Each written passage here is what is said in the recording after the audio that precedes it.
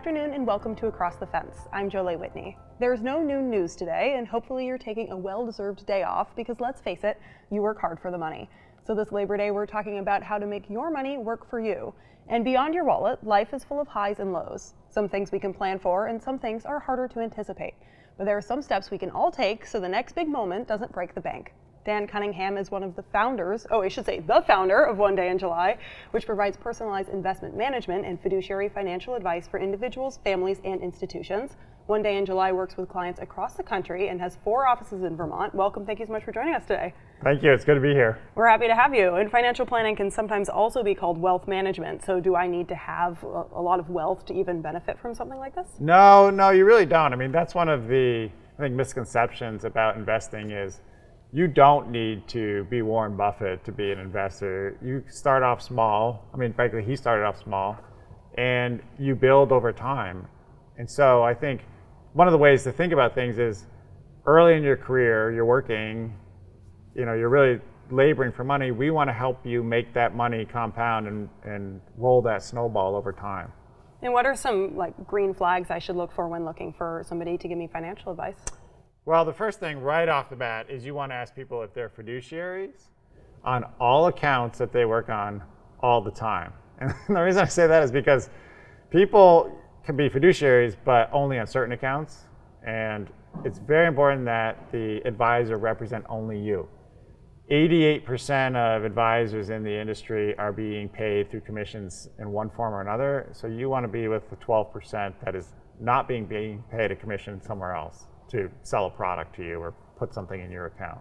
Hey, can you tell me what a fiduciary means in this context? A fiduciary is committed legally and ethically only to represent you. So the only interest, for example, One Day in July, the only interest we have is our clients' well-being. There's no one else paying us in any way. There's no one else buying us trips to conferences, the Caribbean or anything like that. It's our interest is to make sure you do well, and you as the client, you're the only one who pays us. That's the first thing to look for when you're talking to anybody in the financial or in the investment industry.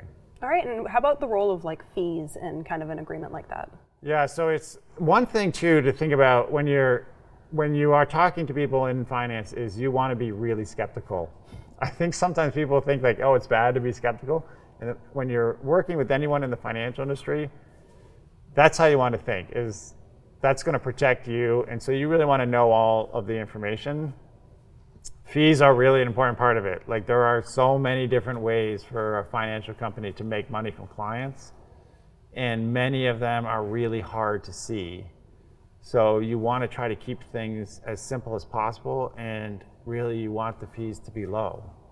That matters to you as an investor or as a client. Absolutely, less money out of your bank account anyway, yeah. Yeah, and so, to put this in perspective, a 1% fee over your working lifetime, it doesn't sound like a big amount, but if you just added up fees and you paid an extra 1%, that's in the range of 30 to 40% of your wealth at retirement is gone.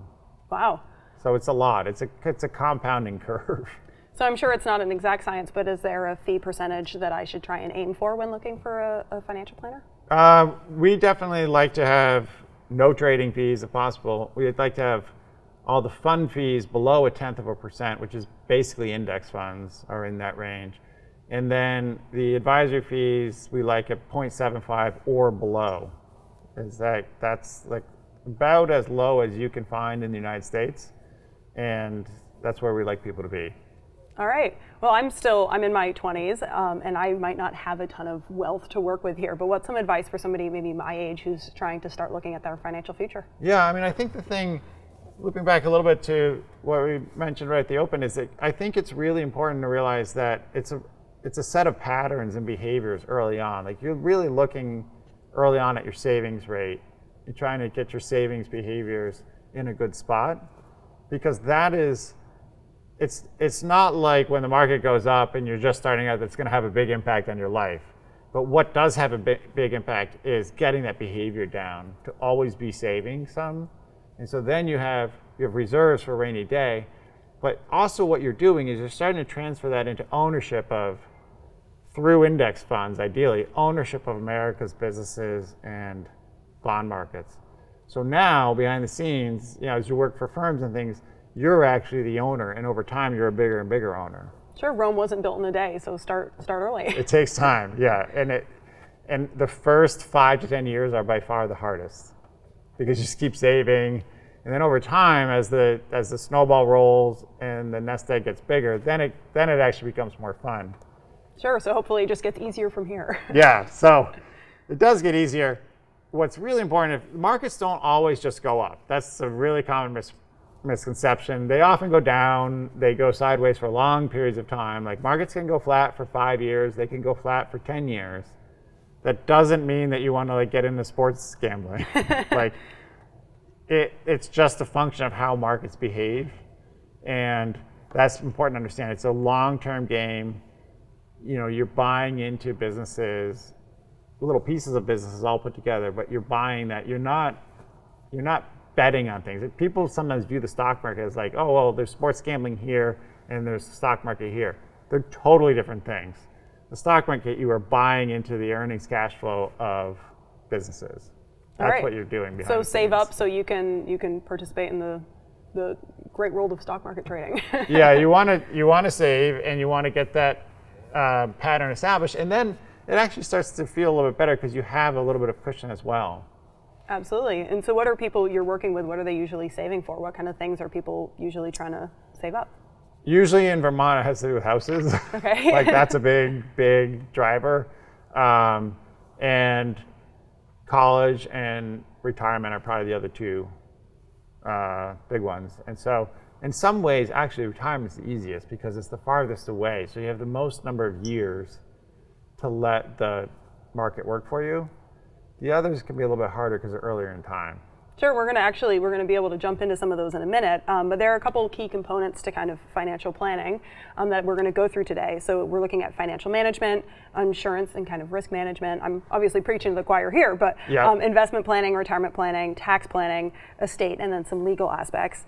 And that's largely what One Day in July does, is that right? Yeah, we generally run wealth management or investing, and then what we will do, and it's not for extra fees, but we also will help people with financial planning, partly because there's certain things you want to do really well, and then there's other things that really just aren't that important. So we're trying to really help people focus on what are the big ones that you want to get those boxes checked, and don't get distracted by the little things, because it's not going to have a big impact on your life.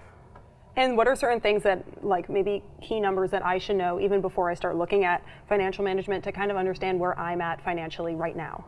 Well, the key thing is wherever you are is you do want that savings rate in place. And a lot of people don't understand this over their career at all, but you can also save into a brokerage account, into a taxable account where you can invest. So it's not just like the 401k plan at work, but as early as possible, you want to start some savings into a brokerage account that has more flexibility for you. If you need the money, you can get it out relatively easily.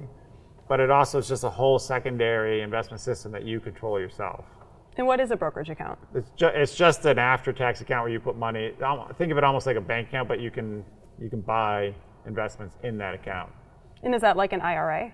It's like an IRA, except it's after tax. So sure. We work with a lot of those, but a lot of people don't know you can do that, or trying to get your money out of just a bank account where it's not making very much, after tax and interest into buying index funds or something that has higher returns over time. And you'd already kind of touched on this a little bit, but some of your advice was to kind of change your savings rate or kind of get those habits underway. What's some advice you have for just day-to-day budgeting? Well, I think one thing that happens is when you do get a raise over time, is try to apply the raise to your investment portfolio and try to keep your spending flat. I mean, it's hard with all this inflation. It's been hard to keep spending flat the past few years, but try not to over your life to just keep increasing spending. And is it okay to be in debt? Well, it's better not to be. Sure, yeah. Given the options. It's not that everyone has the option to get out of it, but but some debt is okay. Like mortgages tend to be very favorable debt, and the benefit in mortgages is that if the rates go down, you can refinance into a lower rate. So that's really important, because if you look at the returns on real estate as an asset class versus businesses to the stock market, it's significantly lower. businesses have returned much more than houses in the United States. What's happened over the past 100 years? What's happened is that with houses, a lot of the money has come because people refinance into lower rates, and that's increased the returns. So that financial trade has actually been what's been driving the returns. Rates are now, they're not actually super high, they're just sort of average actually right now. I mean, I know everyone thinks they're really high, but these are just average rates at this point. But if they go down, people can refinance, and then the mortgage debt is cheaper. So some debt is okay. And how about people who are maybe in a workplace and they have a 401k option? Is that something they should use? Usually, if the 401k is relatively good investment options and the match is good, that's probably the first place to start. If the 401k is not good, like if the funds are really high fee funds and the match isn't great, then it's not always the best thing to do. All right, now speaking of kind of employer offered benefits, let's jump a little bit into an insurance. So if an employer doesn't offer insurance or the plan doesn't really cover what you need, should you consider getting life or disability insurance as well? I think that's a person-to-person case. Sure. We generally we see a lot of clients who are overinsured. So we will often be trying to help people scale back financial products because they've really been sold more than they need. Term life is the only type of life insurance you want. So if people need term for families and whatnot, buy it for a period of time and then drop it at the end of that period. You do not want to buy whole life insurance, and you do not want to buy annuities. There are no exceptions to that rule. If somebody tries to sell you whole life or annuities, walk away. All right, noted. In some cases, we have to leave people in the whole life plans they have, but there are ways to do those functions, or very similar functions, with low-cost indexes where your chances of being better off are very high. And so what's an example of when someone would need life insurance, and what do you mean when you say term life Like insurance? term life will just protect you or your family. If you die or children, you'll have that for a period of time and the insurer will pay. It's a very simple contract. It's not an investment product. It's just there for the insurance purpose. People do need that, and that's the type of insurance that for a while you need it, you can own. Disability tends to be a lot more expensive because it's drawn on more. People file more claims on disability, but there are cases where that's needed too. People who have jobs where they need their hands, for example, those special hand insurance. Sure. Because they have to have their hands. That's very much sort of a case by case situation. Absolutely, and I imagine for the answer to a lot of these questions, it'll probably be, well, it depends. Yeah. Yeah. In the case of disability, because the prices are higher, that is something to be a little more careful with. But just be aware too, when you're buying insurance, you have to be a little careful because in the sales process, there can be kind of fear and anxiety involved, and you don't want to overdo it either. Absolutely. On that, and that does happen. Kind of hand in hand with insurance, let's try and do the impossible and plan for the unexpected, and unfortunately the not great unexpected. What are things you can do to kind of mitigate impacts if there is an emergency or a disaster? Well, if you are saving regularly and you're building an indexed portfolio, you are going to start to have buffer against disasters. That's going to help you a lot. And is there a certain amount I should have saved in case of emergency like that? I mean, people hit different things over their life. Like they'll have housing problems, they'll have car problems. Those are problems that sort of run in the $10,000 to $50,000 range. Medical problems when people are older can be a lot higher. I mean, medical issues can really drain down the savings and investments of people. It's all the things around a medical problem too. It's, hospital treatments, being out of work. Sure, so yet again, it depends. Yeah. Yeah, those are harder cases, especially if people don't have a lot of savings. All right, and let's jump a little bit back into investing. So unfortunately, you were saying even before, with reward, there also comes some risk. And so what's a good benchmark to know if I'm risk averse? If you are risk averse, I mean, there are ways, like we own indexes of US Treasury bonds for a lot of people. That is the backstop of the world's financial system. So an annuity is not going to be your backstop. The state of Vermont is not going to be your backstop. When people panic and you want safety, the United States Treasury is where the entire world runs when it starts to panic.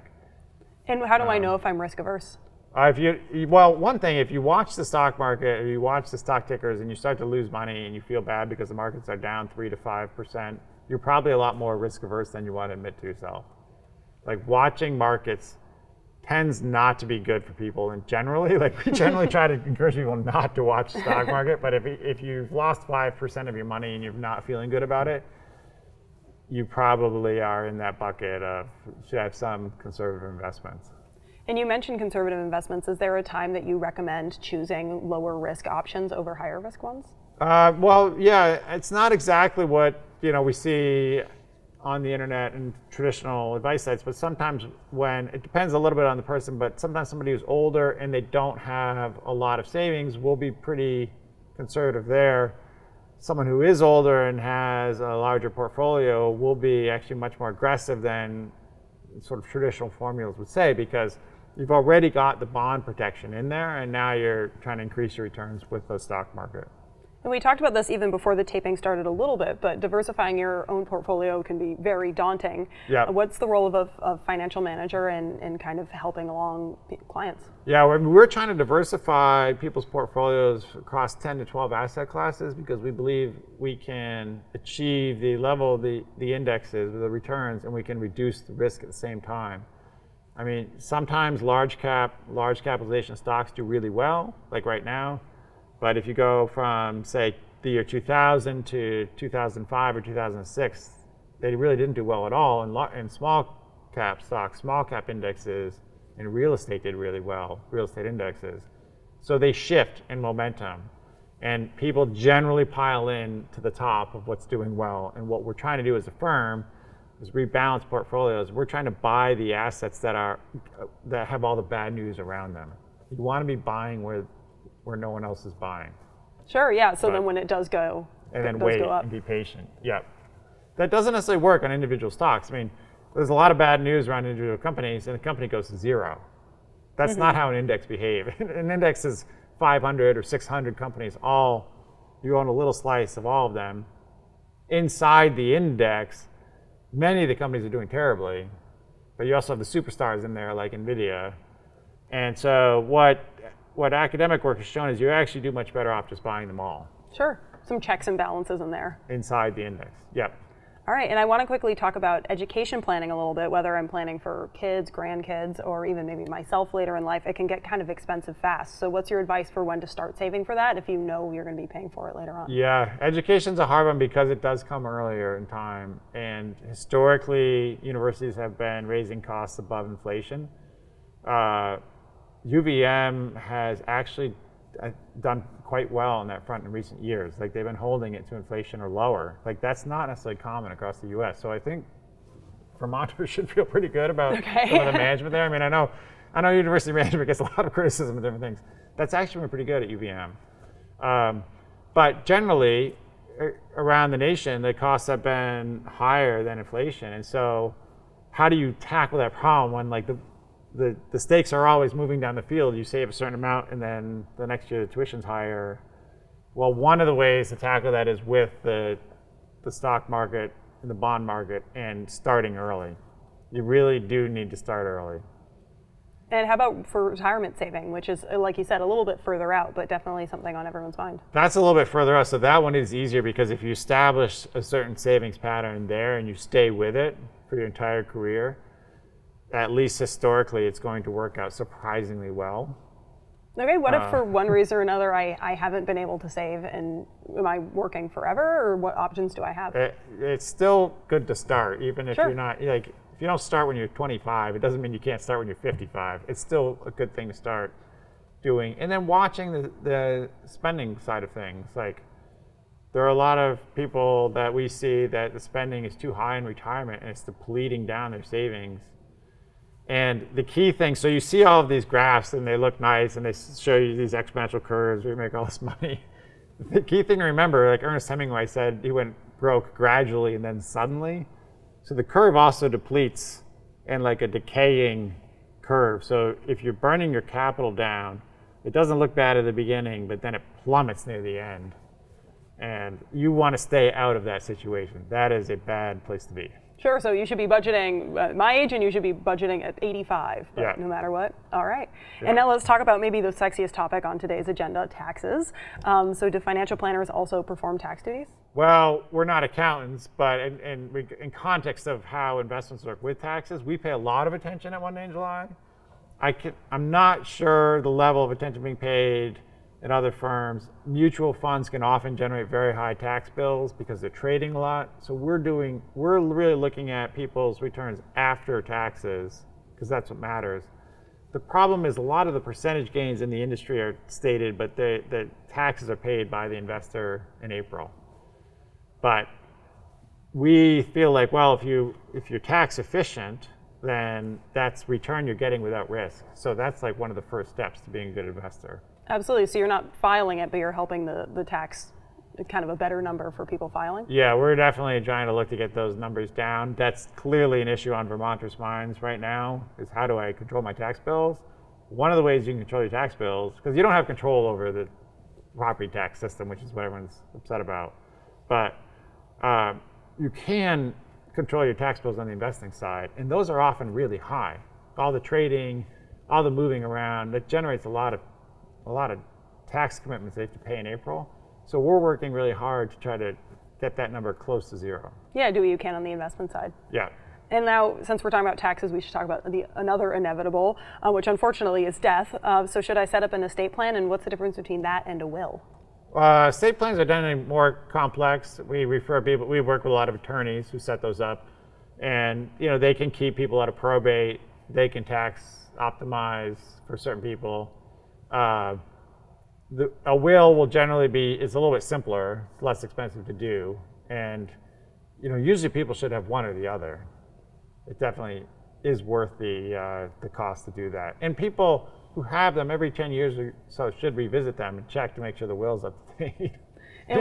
One of the adult kids isn't behaving well, maybe just a will. So. Hold it over them a little bit. And what happens if somebody passes away and they don't have a will? Then it's going to go into probate, and that's a slow process, and it's not fun to get through that process. So. And what does probate mean? Well, the state, it goes through a court system basically to figure out where the assets go. Okay, so they're just on hold for a little while? It's on hold, and it's slow, and it's public too. Like, that's all public information now. Whereas if somebody sets up a trust or something, that's actually not public information. Okay. And I'm in my 20s, so I think I've got a couple years left. But should I start considering putting together a will? When should you start looking at that? I think it's a little early. You don't necessarily need to do it that early. But I think people will often look at it kind of late 30s, 40s is what we see. And a client comes to you and says, ideally, I just won the lottery. What's your advice? Well, if they won the lottery? Well, I would say, first of all, keep working, because someone was talking about this at work the other day. It's like the number of lottery winners who are really unhappy is surprisingly high because they stop working. So first advice is don't quit your job, actually. Like, jobs and work create a lot of happiness and meaning. Second advice is take all the cash up front from the lottery and invest it in index funds. Like, don't get a deferred payout, and maybe keep it private too. It is funny, but that type of wealth, it looks dreamy on television shows and things, but there's actually a lot of data that shows that people really don't get that much happier. And then lastly, like, think of a way to give it away. Sure. Yeah. And is that something that your company works for? Do you try and look at maybe more sustainable or like ethical investments? Yeah, well, one thing to think about too, so there's sort of a hidden problem in indexing, and it's a problem that most people don't really perceive as a problem, but those kinds of compounded numbers can get to be very big if you do it your whole life. And you want to probably think about, okay, well, if this turns into a very large number, what then? Like, what happens then? And so a lot of people say, well, I don't just want to give that all to my kids, or maybe I want to give part of it to my kids. But like, those are just owning parts of America's productive businesses, America's bonds. Those are just basically chips on potential. And you can give that away to somebody, and you can make those decisions. We can help people. We do all the time. Like, you don't have to own it forever. You can give it to someone. Sure. And you can't take it with you. You can't. It's really meaningful to do that. And so we try to get involved and help people on that front too.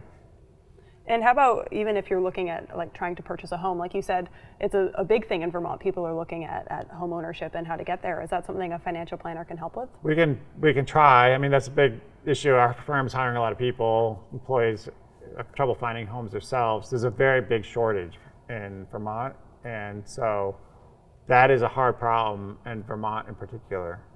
So we try to help there, although there's no guarantees on that one. That one's tough in the state. And talk about the importance of financial literacy. We've talked a lot about maybe some finance buzzwords, but what is somebody in your position, what role do you play in kind of increasing a customer's financial literacy? Yeah, I mean, I think the key thing is we are trying to focus on the big points, like what really matters in your financial life. And the big three that are going to matter is your behavior around money matters a lot.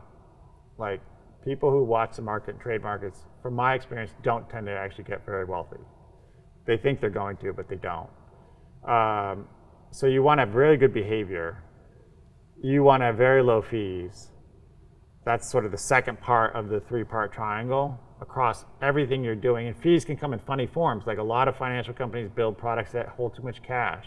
That's a type of fee drag on your portfolio. And then the most critical is you want your asset allocation to be correct and good. Like you can even take an increase in fees if your asset allocation is excellent, because that's going to be the biggest driver over time, over decades. That's going to make you the most money. And those three are the things to focus on. There's all kinds of other things that come up. There's, cyber investing. There's, there's crypto. There's, should I put it in a Roth or a regular IRA? It's some of those decisions. It's not like they're decisions that matter, but they're not the really big decisions. And you want to get the big decisions correct. Like that's one of the key things we try to work on. Is you can get a lot of little things wrong. Like if you don't, sometimes it annoys people if they paid a little bit too much in taxes and stuff. And that's not the end of the world. Sure. But you want to get those big three right, because those three are the ones that are going to affect you in the long run. All right. Well, thank you so much for joining us today, Dan. Yeah, thank you for inviting me on. Absolutely. And that takes care of our program for today. My thanks to the crew behind the scenes here at WCAX. I'm Jolie Whitney. Happy Labor Day and have a good one.